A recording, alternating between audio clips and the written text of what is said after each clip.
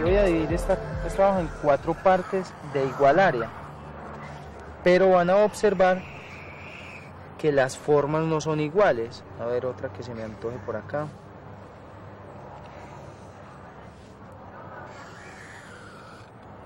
Observemos, son 4 figuras completamente diferentes, pero cada una corresponde al 25% del tamaño de la hoja. Sí. Bueno, César, muchas gracias. Esta situación que la observamos con figuras geométricas también se puede ver en la vida real. Por ejemplo, escuchen el siguiente problema para que lo analicemos en la próxima clase.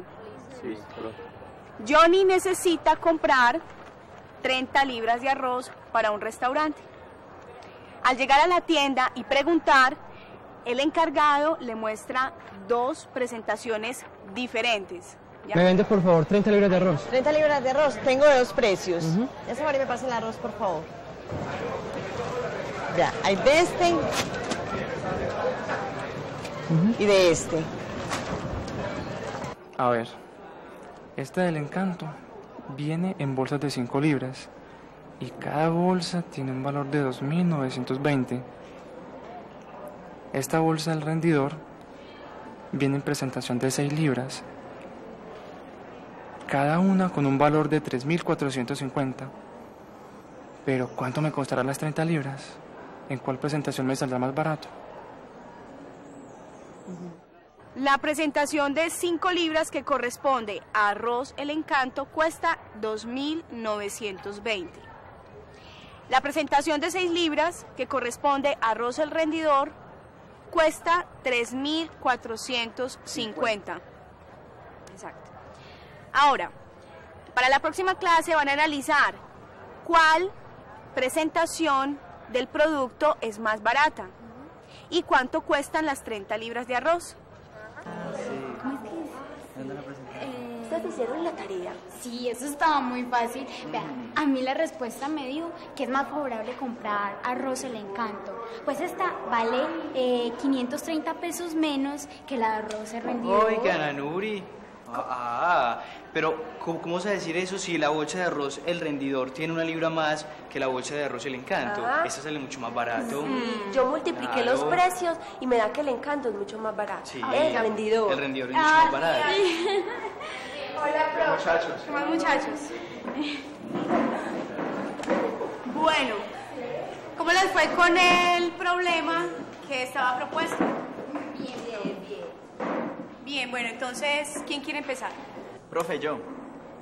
Profe, a mí me dio que era más favorable comprar el arroz El Rendidor, pues el que viene en la presentación de 6 libras, porque al calcular el precio por libra de arroz, me dio que en la presentación del Encanto, cada libra de arroz vale 584 pesos, mientras que en la libra de arroz El Rendidor, cada libra de arroz cuesta 575 pesos. Pero, ¿cómo supo esos valores? Profe, pues dividiendo el valor de cada bolsa por la cantidad de libras que contiene. Entonces, 2.920 dividido 5 igual a 584. Y 3.450 dividido 6 igual a 575. Willy, entonces, ¿cuánto cuestan las 30 libras de arroz de marca El Rendidor? Profe, pues multiplico 575 por 30 y eso me da 17.520. Profe, pero el 575 son pesos y el 30 son libras. Entonces, ¿él cómo hace para multiplicar pesos con libras y el resultado le da en pesos? Profe, lo que pasa es que yo en la multiplicación no hice explícita las unidades de las cantidades, es decir, que 575 no son pesos, sino 575 pesos por cada libra. Escribirlo en el tablero. Listo, profe. Es decir, 575 pesos sobre libra en esta operación. O sea que la multiplicación quedaría 575 pesos sobre libra por 30 libras. igual 17.250 pesos, porque aquí se cancelaría en el denominador y en el numerador las libras, entonces quedarían pesos. Profe, yo tengo una solución un poco diferente. Vea, como en la presentación, ¿cierto?, del Encanto, 5 libras de arroz cuestan 2.920, ¿cierto? Entonces 30 libras, que son 6 veces 5 libras, eso cuesta 6 veces 2.920, ¿cierto? Que sería en total de 17.520. De igual forma se calcula para arroz el rendidor, que serían las 30 libras costarían 17.250. O sea, que se debe comprar esta marca. Pero no entiendo eso de que 6 veces las 5 libras es lo mismo que 6 veces 2.920 pesos. Yo lo explico.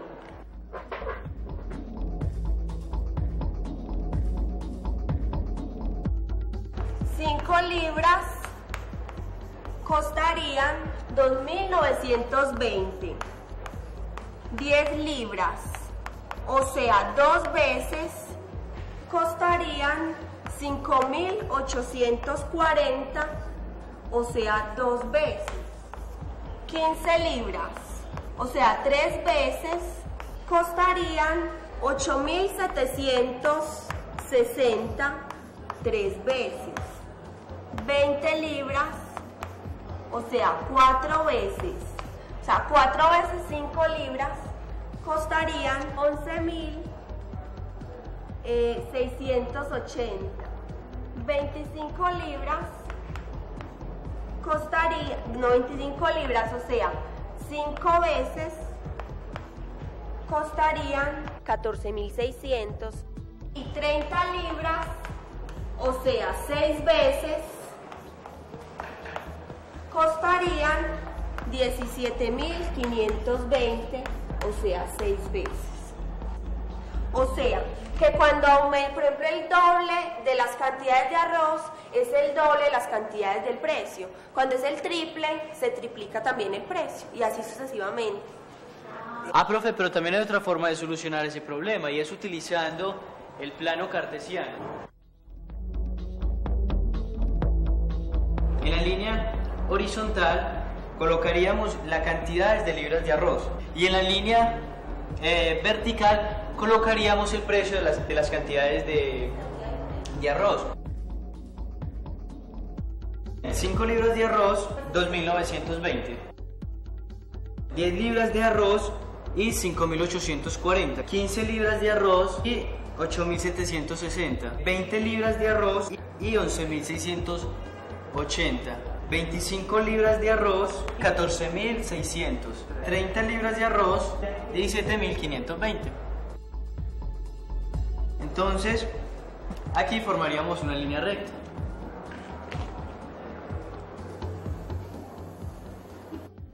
¿Y por qué los puntos quedan distribuidos en línea recta? ¿Pasará lo mismo si se hace una gráfica para el arroz el rendidor, profe? Claro que sí, Nuri. Porque es que mira que en el caso del arroz el Encanto, por cada 5 libras de arroz que vos compres, el valor total a pagar tendría un aumento de 2.920 pesos, que lo mismo pasaría con el arroz el rendidor, que por cada 6 libras que usted compre, el valor total a pagar tiene un aumento de 3.450 pesos. Y esto hace, por ejemplo, que los puntos formen una línea recta. Entonces ¿qué pasa? Que aumento en la cantidad, ¿cierto? Es también un aumento en el valor. O sea, aumento en la cantidad también es un aumento en el valor del arroz. Ah, pues miren, muchachos, entonces la más fácil es una regla de 3 simple. Sería esto. Si 5 libras de arroz cuestan 2.920,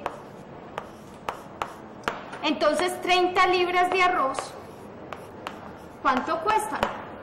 Entonces despego a X y digo que va a ser igual a 2.920 multiplicado por 30 libras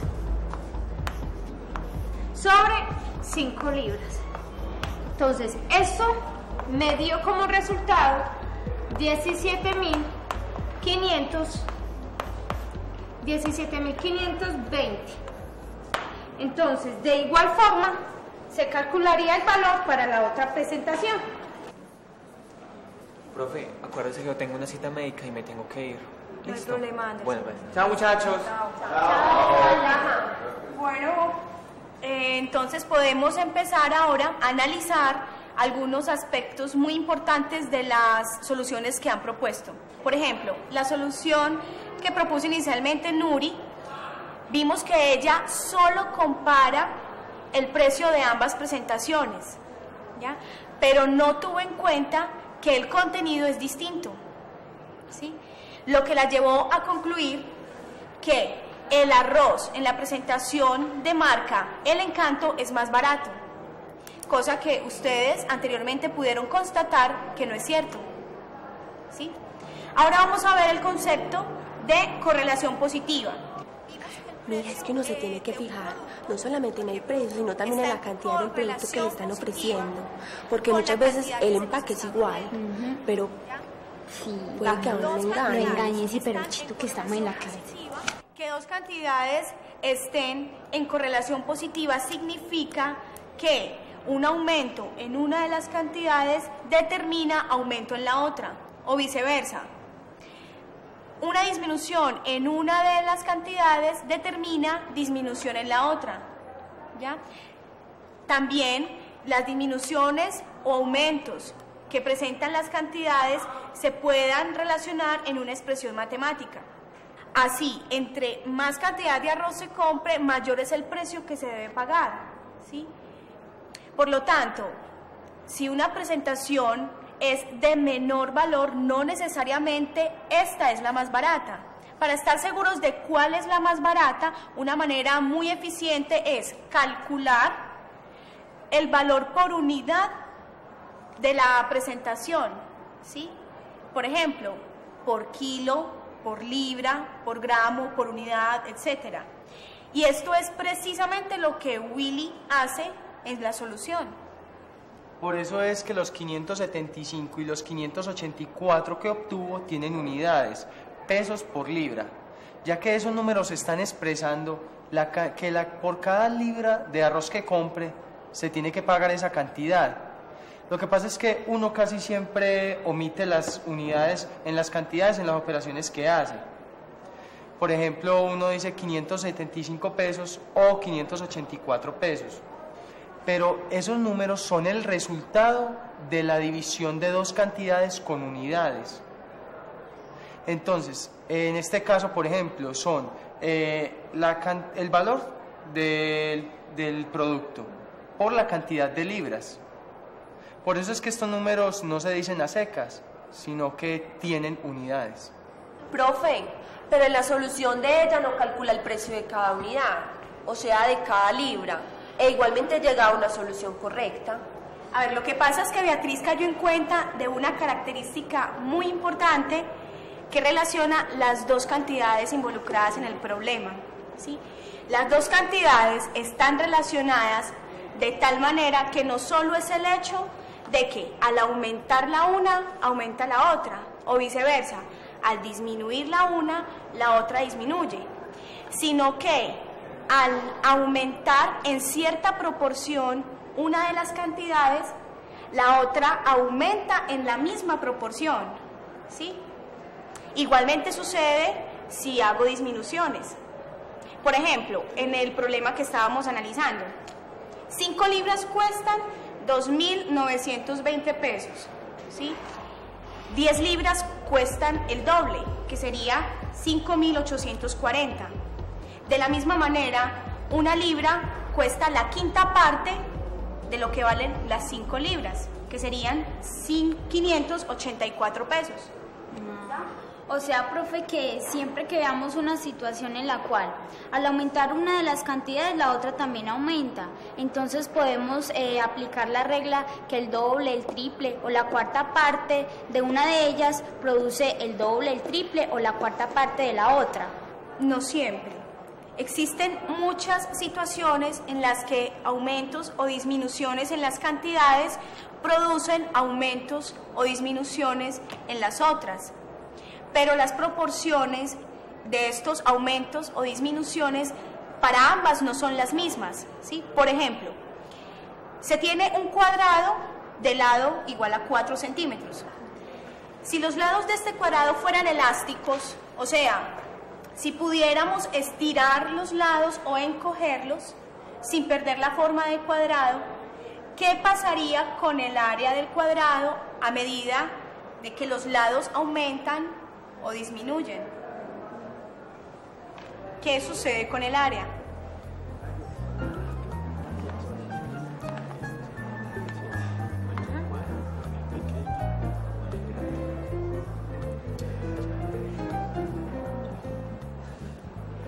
Ah, pues obvio, profe. Si el lado del cuadrado aumenta, el área aumenta. Y si el lado del cuadrado disminuye, el área también disminuye.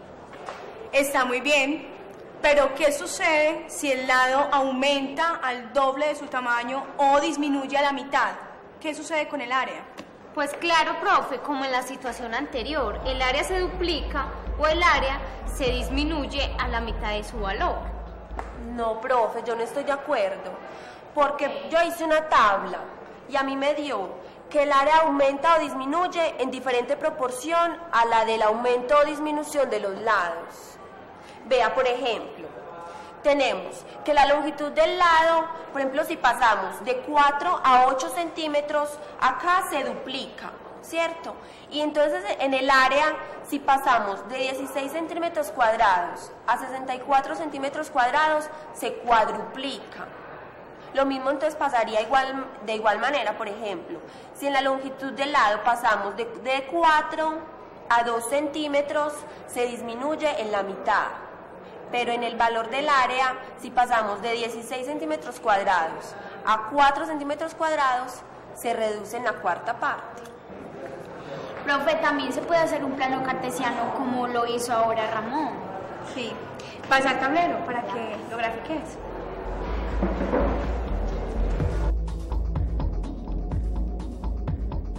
Aquí longitud del lado.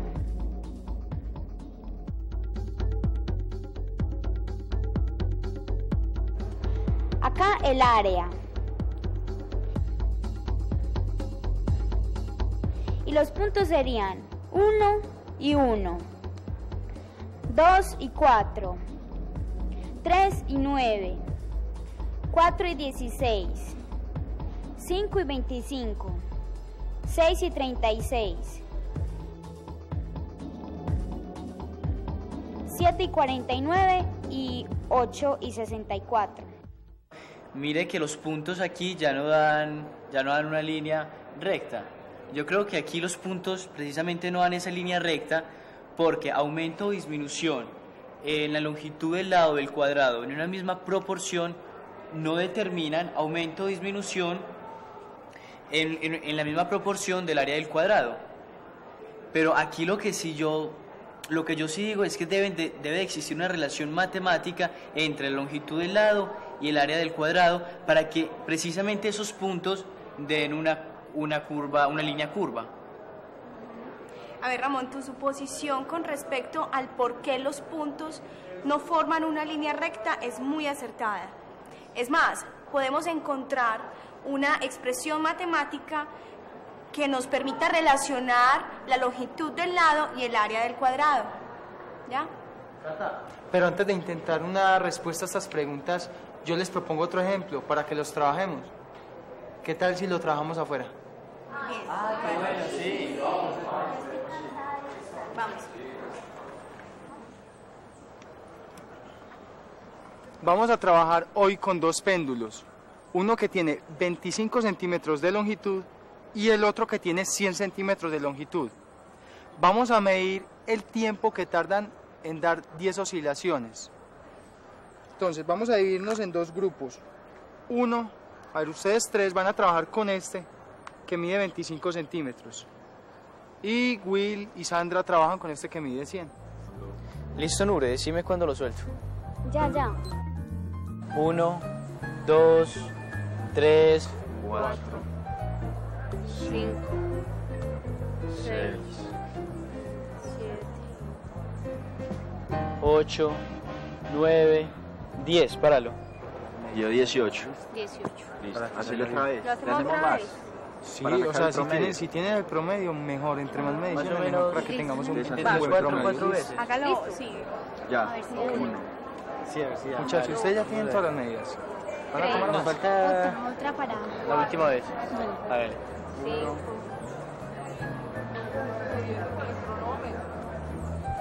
4, 5, 6, 7, 8, 9, 10. Bueno, ya tienen todos el promedio del tiempo. Sí. Entonces, cada grupo me va a decir el tiempo que les dio. ¿Listo? Vamos primero con ustedes. ¿Qué tiempo les dio? Bueno, nosotros trabajamos con el péndulo de 25 centímetros y el tiempo por cada 10 oscilaciones nos dio aproximadamente 10 segundos. Hicimos varias pruebas y cada uno nos dio alrededor de ese tiempo, de 10 segundos. Ok. Y aquí ¿Y en nosotros ese trabajamos con el de 100. 100.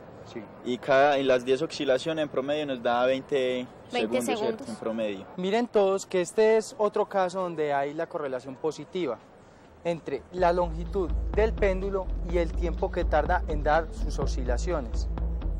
Además podemos observar también que un aumento en la longitud del péndulo en determinada proporción no implica un aumento del tiempo en la misma proporción. En este caso en especial, aumentamos 4 veces la longitud del péndulo, pero el tiempo no se aumenta 4 veces, solo el doble. Profe, o sea que usted nos está dando a entender dos cosas. Primero, si aumenta o disminuye una cantidad, la otra también aumenta o disminuye, ¿cierto? Entonces, además se puede establecer una relación matemática que permita relacionar los cambios de ambas cantidades. Entonces, estas dos cantidades están correlacionadas positivamente. Profe, además, por el hecho de que dos cantidades estén correlacionadas de manera positiva, entonces no necesariamente los aumentos o disminuciones de una en una determinada proporción determinan los aumentos o disminuciones de la otra en esa misma proporción. Excelente, qué buena apreciación. Profe, a mí me quedó claro lo de la correlación, pero lo que no veo es cómo se da la relación matemática entre ambas cantidades, pues si es que existe. Por ejemplo, yo no encontré ninguna relación matemática en el problema del cuadrado. Bueno, la inquietud de Willy es muy interesante. Para la próxima clase analizamos la relación que hay entre los casos que estamos observando, ¿cierto? El caso del cuadrado, el caso de las libras de arroz y el caso de los péndulos, ¿sí? Vamos a ver qué es lo que está sucediendo, qué relación matemática hay entre esos casos. 3 casos. ¿Listo, profe? Bueno, voy a la próxima clase. Listo. Muchachos, descanso. colabórenme con los péndulos, sí, por favor, para que los soltemos. Bueno, existen muchas maneras de encontrar una relación matemática para el problema del cuadrado. Por ejemplo, una de esas formas es realizar una tabla de datos, como las que ustedes ya han realizado, y analizar si existe alguna regularidad entre los datos. Por ejemplo, en el problema de las libras de arroz, podemos ver en los datos, en cada una de las columnas, alguna que otra regularidad. Por ejemplo, una que es la que ustedes ya han analizado mucho en todo el transcurso de la clase, y es que si al aumentar en cierta proporción en una columna, obtenemos un aumento en la misma proporción en los datos de la otra columna, ¿sí? Así, 2 libras de arroz equivalen a 2 veces el precio, o 3 libras de arroz, 3 veces el precio. Esta característica es la que determina que el gráfico cartesiano sea una línea recta que pasa por el origen. Profe, entonces mi suposición acerca de por qué los puntos no daban una línea recta era acertada. Exacto, Ramón, muy bien esa apreciación tuya. Pero entonces continuemos. Este tipo de situaciones es la que nos permite que en estos problemas utilicemos la regla de 3. Es más, es llamada una regla de 3 simple directa. Supongamos que A, B, C y D son valores de las dos cantidades. Entonces, según esto, el cociente entre A y C es igual al cociente entre B y D. Es decir, A sobre C es igual a B sobre D. O de otra manera lo podemos decir que la razón de A a C es igual a la razón de B a D. Entonces, cualquiera de las cantidades puede ser desconocida, casi siempre es la D.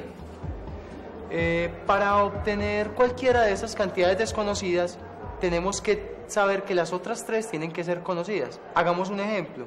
Supongamos que es la D la cantidad desconocida. Entonces tenemos que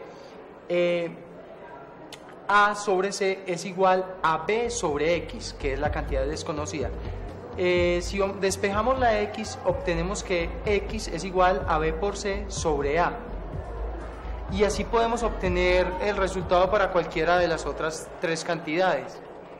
Si observamos lo que hizo Beatriz, vemos que eso fue lo que ella realizó.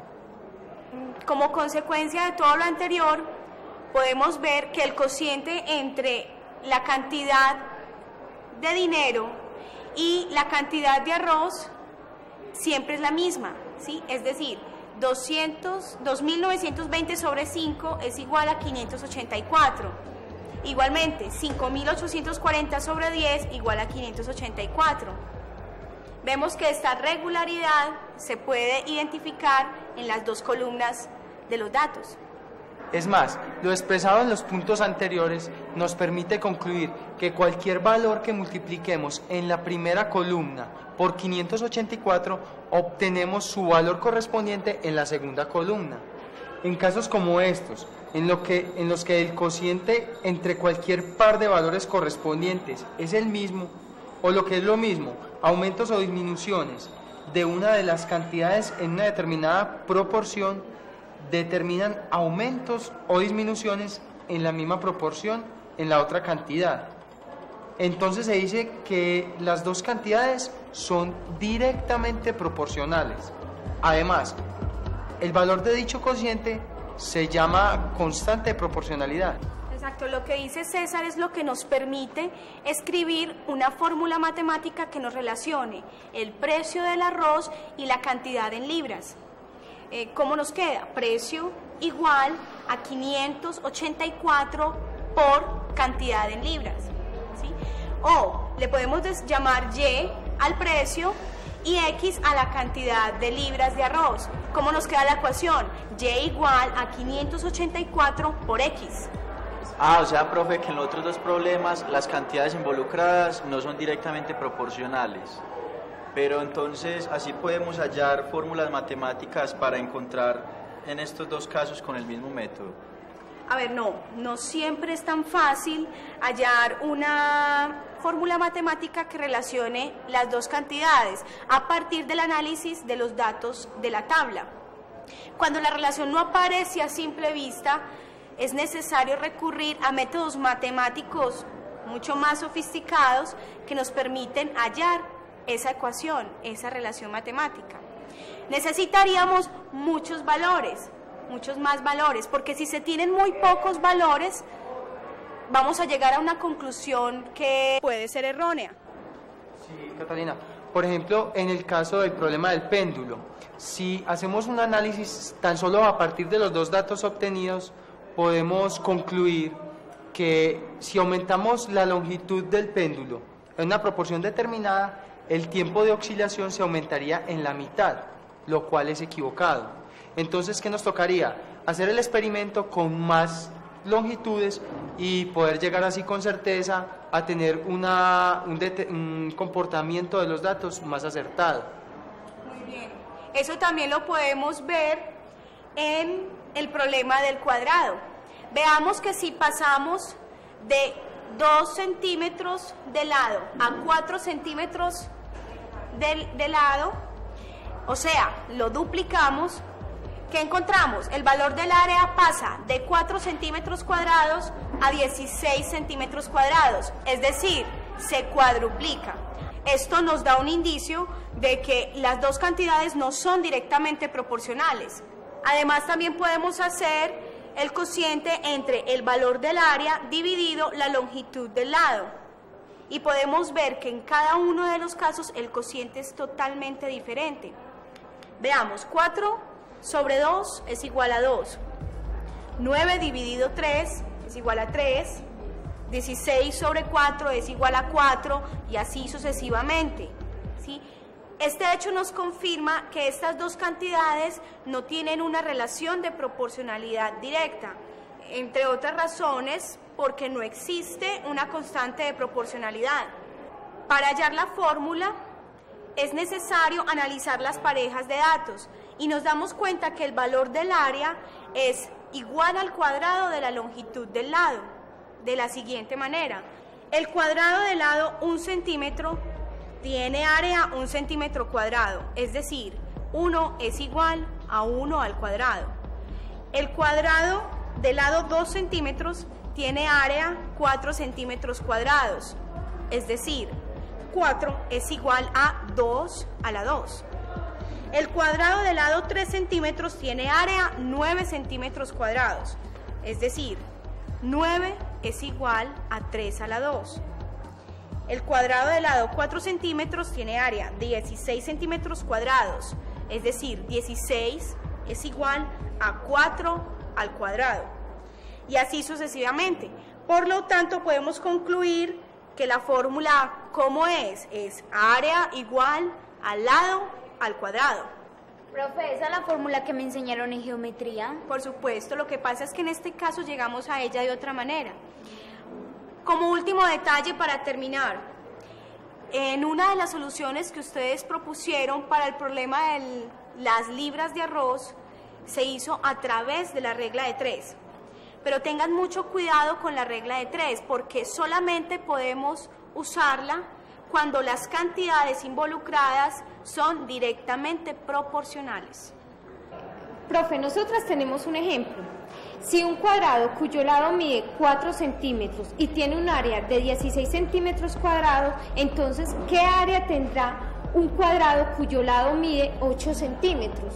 Para nosotros, pues para hallar la solución, nosotros utilizamos la regla de 3. Sí, entonces se dice, si 4 centímetros equivalen a 16 centímetros cuadrados, entonces 8 centímetros, ¿a cuánto equivalen? Entonces diríamos, X va a ser igual a ¿qué? A 8 por 16 sobre 4, y eso nos dio 32 centímetros cuadrados. Lo cual es equivocado, porque como usted ahorita nos enseñó, la fórmula nos debe dar 64 centímetros cuadrados. Y yo que pensaba que la regla de 3 se podía utilizar para todo. No, como lo dije antes, la regla de 3 solo la podemos utilizar cuando las cantidades son directamente proporcionales. Mucho cuidado cuando vayan a utilizar este procedimiento, ¿sí? Primero, deben verificar que las cantidades sean directamente proporcionales. Y recuerden que para ello no basta con mirar si aumentos o disminuciones en una de las cantidades implique aumentos o disminuciones en la otra, ¿sí? Es necesario verificar que aumentos o disminuciones en una proporción impliquen aumentos o disminuciones proporcionales en la otra cantidad. O dicho de otra manera, se debe verificar que exista una constante de proporcionalidad. Claro está que si ustedes hallan la constante de proporcionalidad, pueden resolver el problema por otros métodos matemáticos, no necesariamente por la regla de 3. O sea, profe, que a mí ese problema me dio fue de chiripa, porque pues lo que usted acaba de decir, yo no tengo ni idea de eso. Profe, nosotras analizamos un caso en el que no se cumple ninguna de las relaciones que habíamos visto con usted. Por ejemplo, haciendo un presupuesto para recolectar unos dineros que necesitábamos, nos dimos cuenta que entre más seamos, es menos el dinero que nos toca dar a cada uno. Porque nosotros calculábamos que los gastos de la fiesta eran 60.000 pesos. Entonces, si entre dos los pagábamos, nos tocaban de a 30.000 pesos a cada uno. Si los pagábamos entre 3, nos tocaban de a 20.000. Si éramos 4, nos tocaban de a 15.000, y si éramos 5, nos tocaba pagar a cada uno de a 12.000 pesos. Profe, nosotros también estuvimos analizando, Will y yo, una situación parecida a la de la fiesta. Y era, ¿se acuerda del caso de la construcción de la casa? Veíamos que un solo hombre se demoraba 120 días para construir una casa. 2 hombres se demoraban entonces 60 días, la mitad. 3 hombres se demoraban entonces 40 días. 4 hombres, profe, y así sucesivamente. Si quiere yo salgo y le hago el cuadro al frente. Listo, pasa entonces y ubicar los datos correspondientes en las columnas. Cuadro el tiempo y lo vamos a colocar en días. Entonces vamos a colocar el tiempo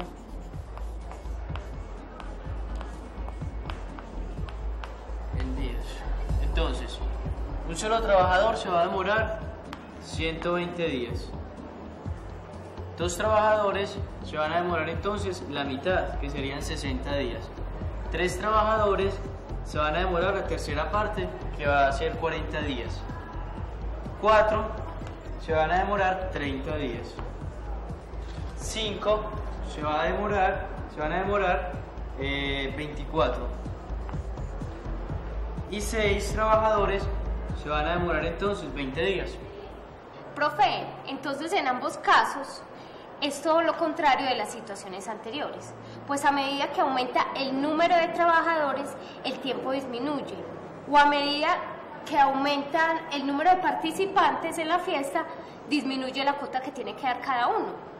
Profe, entonces eso significa que en los 2 problemas las cantidades involucradas no son directamente proporcionales. Yo estoy de acuerdo con ustedes en que en las 2 situaciones las cantidades no son directamente proporcionales, pero recuerden que en la proporcionalidad directa debe haber algo constante para que exista ese tipo de proporcionalidad. Ahora, ¿será que en este caso, hay algo que es constante? A ver, pues por cada trabajador que se aumente, el tiempo se disminuye así. Vean, en el primer caso, en la mitad, se disminuye a la mitad. En el segundo caso, a la tercera parte.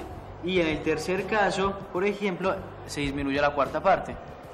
Claro, sí hay una constante y es 120. Solo que ahora se obtienen multiplicando las parejas de los valores correspondientes. Entonces, profe, permiso. 2 por 60, 3 por 40, 4 por 30, 5 por 24. Profe, en el caso de la fiesta también es constante el producto de parejas de valores correspondientes, ¿cierto? Y da 60.000. Entonces, 2 por 30.000, 3 por 20.000, 4 por 15.000 y 5 por 12.000 va a dar 60.000.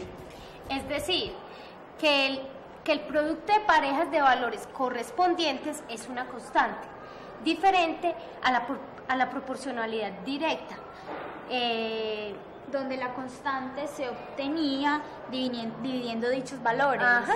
Sí. Profe, entonces acá también podemos plantear las mismas soluciones que en los problemas de proporcionalidad directa. Pues a ver, ¿quién quiere ensayar con una regla de 3? Yo, profe. Dale. Y nos explicas paso a paso lo que vas haciendo.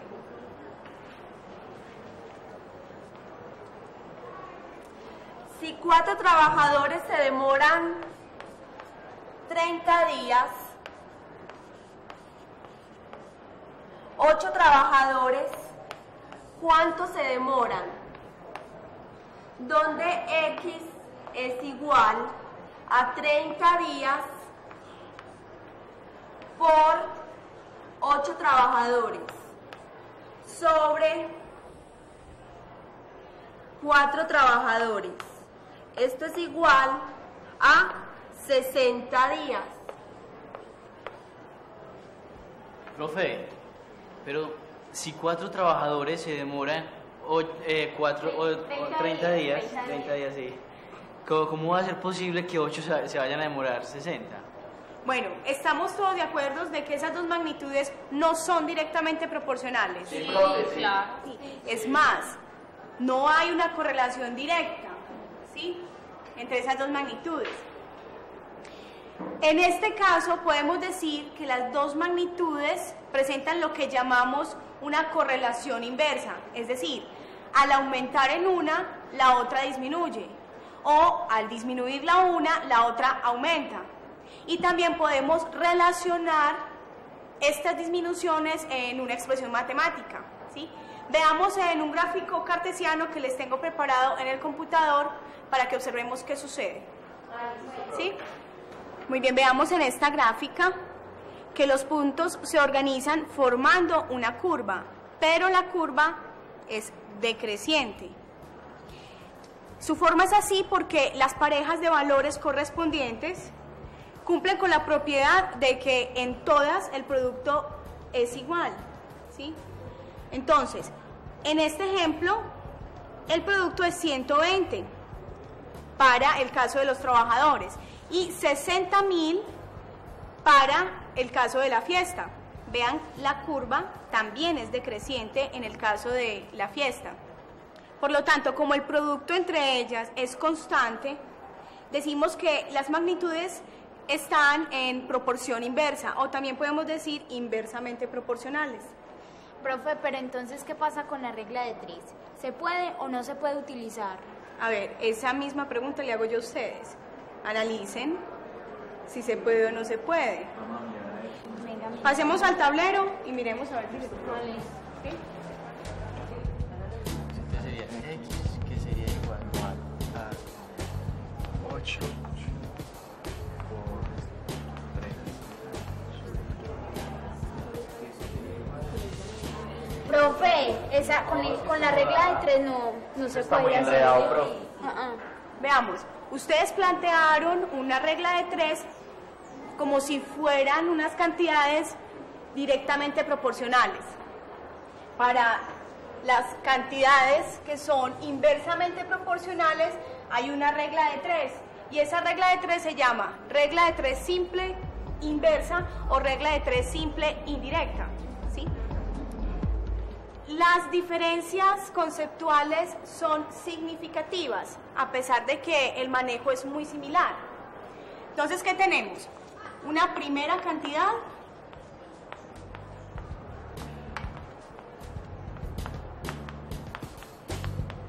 y la segunda cantidad.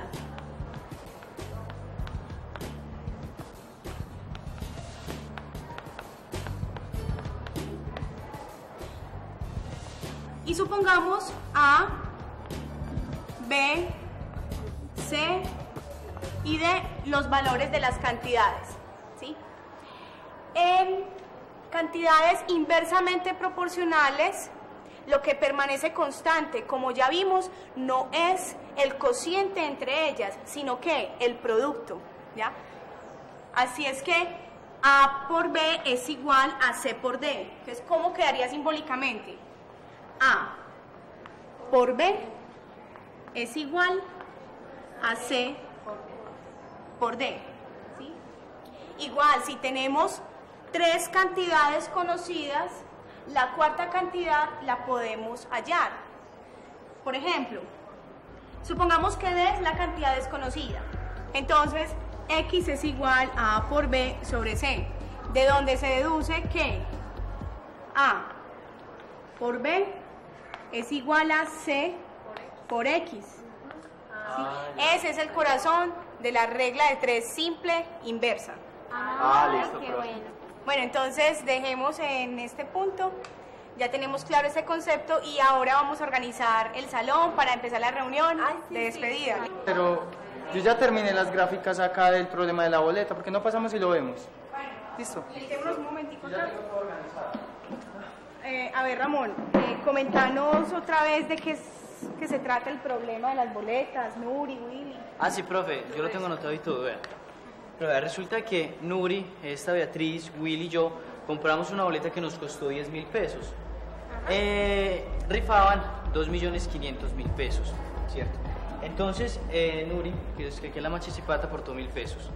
Esta Beatriz aportó 2.000 y Will aportó 3.000 y yo di el resto.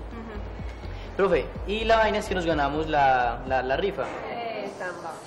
Sí, bueno.